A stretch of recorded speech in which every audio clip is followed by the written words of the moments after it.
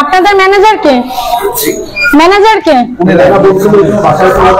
কে কে থানায় আছে? সবাই থানায়। ম্যানেজার আর এই যে আপনার মালিক কে? মালিককে জানাইছেন? সবাই জানে। এই কাজটা কে করছে?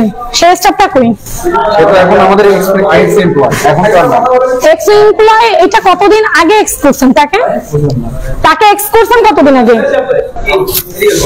আজকে ঘটনা হওয়ার পরে তার জন্য এক্স হয়ে গেছে।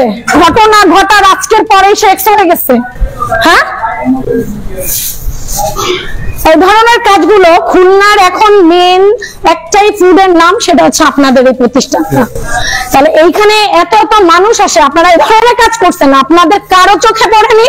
এই ধরনের কাজ তো আজকে হয়েছে বিধায় আমরা জানতে পারছি। ব্যবসা আমরা কি জানতে পারছেন? ওয়াশরুমে তাহলে আপনারা যান না?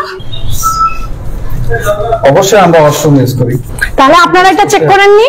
আপনার সকালবেলা এসে উচিত না যে কোথায় কি আছে না আছে এগুলো দেখার? আপনারা এখানে কত কত মেয়েরা আসে, শত শত মেয়েরা খুলনার আসে। আমার মা বোন ভাইয়েরা এখানে আসতেই থাকে দিনের পর দিন। আপনারা ইজ্জত নিয়ে খেলা করতে, ব্যবসা করতে নামছেন? এরকম কিছু না। তা কিরকম কি? ইটস অ্যাক্সিডেন্ট আসলে।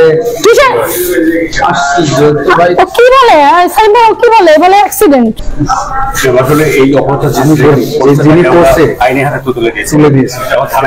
আইনের হাতে তুলে দিলে আপনারা এতগুলো মানুষের সবকিছু এই যে ফুটেজ গুলো এগুলো এনে দিতে পারবেন? তার কোনো তার যে ঘটনা ঘটছে শব্দ করছে, ঘটনা কিন্তু দেখলেই বোঝা যায় তার কতদূর জানি। তার এখান থেকে একটা নাম্বার পাওয়া গেছে ভিডিও ভাই নামে, তার এই ভিডিওগুলো অন্য জায়গায় যাইতো, ভিডিওগুলো সেভ হইতো। সিন্ডিকেট এমন হতে পারে যে আপনাদের এখানে যে স্টাফ সে একা যে জড়িত, এখন হয়তো সে হাতে ধরা পড়ছে, হতে পারে না আপনাদের ভিতরে আরো আছে।